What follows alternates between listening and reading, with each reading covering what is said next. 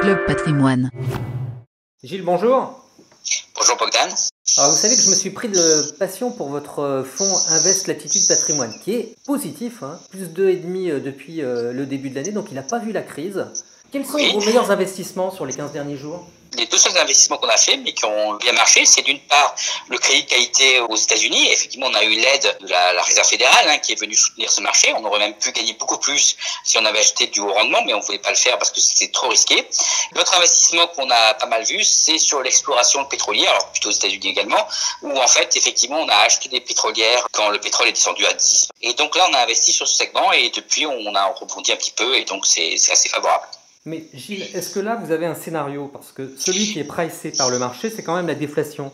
J'imagine que c'est pas le vôtre. Alors, c'était le nôtre jusqu'à présent. Ça continue à l'être moyennement parce que effectivement, on est toujours dans cette phase-là, même si on voit le pétrole remonter un peu. En revanche, on s'intéresse déjà à d'autres scénarios alternatifs et effectivement, celui qui retient notre attention, qui est le retour à la stagflation des années 70.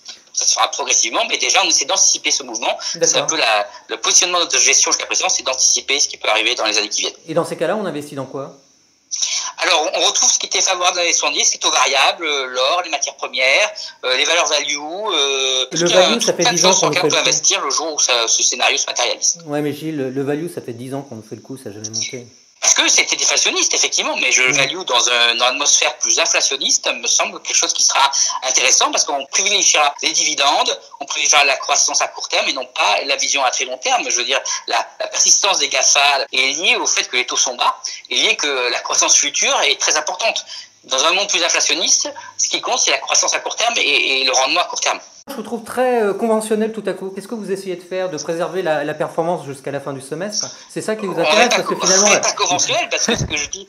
Il y a 3 fonds qui sont positifs dans votre catégorie, Gilles. Donc c'est quand même bien. On a quand même un moderato à moins 40. Donc celui-là, il a de bonnes raisons de s'inquiéter. Mais vous êtes positif. Donc est-ce que vous n'êtes pas mis en configuration défensive là tout à coup?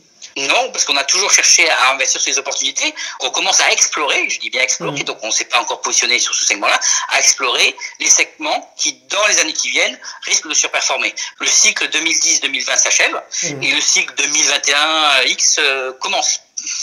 Très bien. Eh bien, écoutez, on en parlera lors de notre prochain podcast. En tout cas, Gilles, merci beaucoup.